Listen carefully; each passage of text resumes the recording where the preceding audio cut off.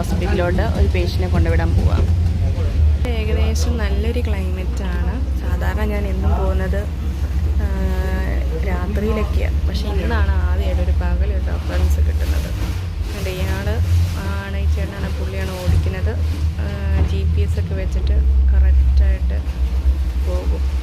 കേട്ടോ, പുള്ളി അത് കറക്റ്റായിട്ടൊക്കെ ഇതൊക്കെ എടുത്ത് വെക്കുന്നു. കേട്ടോ, നല്ല ക്ലൈമറ്റിനെ ഭംഗിയില്ലേ കാണാൻ, നല്ല ഭംഗി. ഇതാണ് ദിദ്ദു ഐലൻഡ്. ഇവിടെയാണ് എല്ലാ ബോട്ടുകളും വന്ന് വരുന്നത്.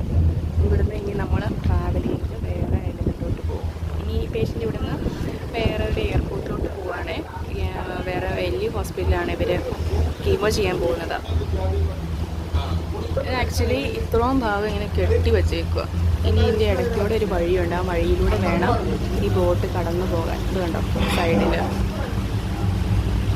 പോകുന്ന വഴിക്ക് നമുക്ക് പല ഐലൻഡുകളും കാണാൻ പറ്റുന്നുണ്ടാവും. അങ്ങ് അകലെ ഒരു ഐലൻഡ് ഉണ്ട്. ഏകദേശം നല്ല സ്പീഡിൽ ഒരു അതേ സ്റ്റാർട്ട് ചെയ്യുമ്പോൾ കുറച്ച് സ്പീഡിലായിരിക്കും പോകുന്നത്. നമുക്ക് നോക്കി കാണാൻ പറ്റുന്നുണ്ട് പല പല ഐലൻഡ് ഉണ്ടാവും. നല്ല സ്പീഡിലാണ് പോകുന്നത്. അതിപ്പോൾ നല്ല സൗണ്ടാണ്. ഇത് കണ്ടോ, വെള്ളം അടിച്ച് കയറുന്നത് കണ്ടോ. വാവ്, ഒരു ഐലൻഡ് കൂടെ കാണാൻ പറ്റുന്നതാണ്.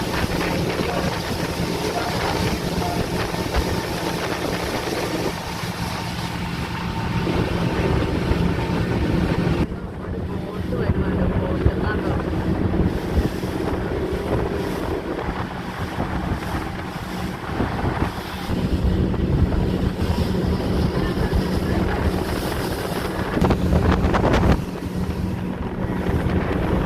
അകലെന്ന് കണ്ട ഐലൻഡുകളെ നമുക്ക് ഏകദേശം ഇപ്പോൾ അടുത്ത് കാണാൻ സാധിക്കുന്നുണ്ട്. കണ്ടോ, അകലേക്ക് നോക്കി ഒരു ചെറിയൊരു ബോട്ട് വരുന്നത് കാണാം. അത് എനിക്ക് തോന്നുന്നു അവർ മീൻ പിടിക്കാനൊക്കെ പോകുന്ന ബോട്ടുകളാണ്. മീനൊക്കെ പിടിച്ചുകൊണ്ടുവരും.